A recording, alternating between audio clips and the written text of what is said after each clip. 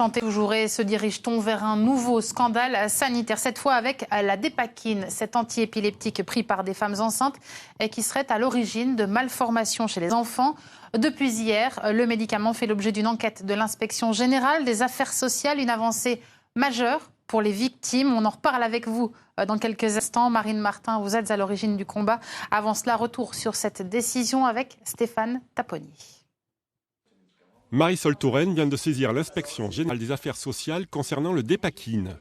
Cet antiépileptique a été administré à des femmes alors qu'il présentait des risques pour leur santé, en particulier les femmes enceintes. Commercialisé par Sanofi dans les années 60, les dangers liés à ce médicament sur le fœtus sont apparus 20 ans après. Il y aurait au moins 370 malformations à la naissance en France, selon le député PSG Arbat, en charge des questions de santé. L'Agence nationale de sécurité du médicament indiquait en décembre 2014 que 30 à 40% des enfants exposés in utero à la Dépakine présentent un risque élevé de troubles graves du développement et 10% de malformations congénitales. Les premières plaintes ont été déposées. Encore aujourd'hui, 135 000 femmes en âge de procréer sont sous Dépakine dans l'Hexagone.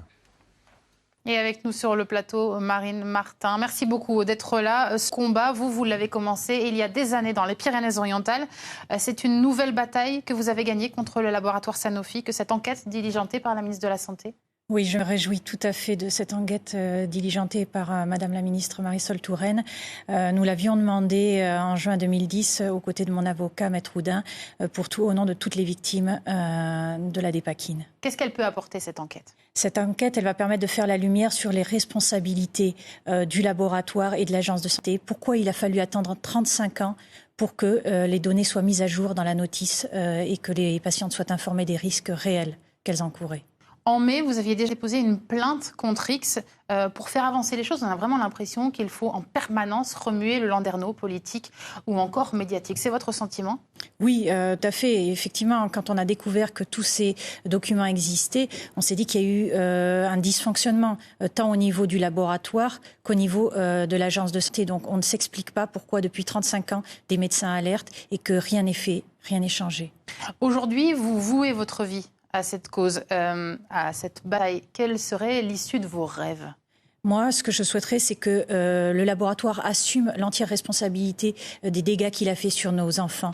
C'est à lui aujourd'hui de payer les soins, les prises en charge de nos enfants. Certains souffrent de troubles autistiques graves. Ces prises en charge sont extrêmement onéreuses avec les méthodes comportementalistes. Donc c'est à eux de prendre en charge ces enfants. Ce n'est pas à nous ou via des allocations handicap à payer les dégâts qu'ils ont fait sur nos enfants. Quelle est la chose la plus difficile ? Vous avez 2 enfants, vous étiez traitée par la Dépakine quand vous êtes tombée enceinte. Quelle est la chose la plus difficile au-delà du handicap de l'enfant quand on mène ce genre de bataille sur le terrain juridique contre des gros laboratoires, contre même l'État ? Au départ, on ne nous croit pas, on ne nous prend pas au sérieux, c'est pas possible, c'est pas vrai, la littérature...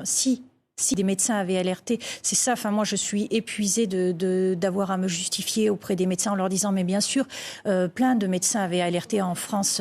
Elisabeth Robert, le docteur Journel, génétique. Il y avait des médecins qui, depuis les années 80, alertaient, mais personne ne les a écoutés. Et ça me surprend énormément que ces médecins n'aient pas été entendus. Plus concrètement et presque plus intimement, comment vont vos enfants aujourd'hui ? Ils sont grands ? Oui, ils ont grandi, ils suivent un parcours avec toujours une prise en charge importante. J'étais encore avant-hier à Montpellier pour faire des soins pour mon enfant. J'en ai encore programmé dans la semaine.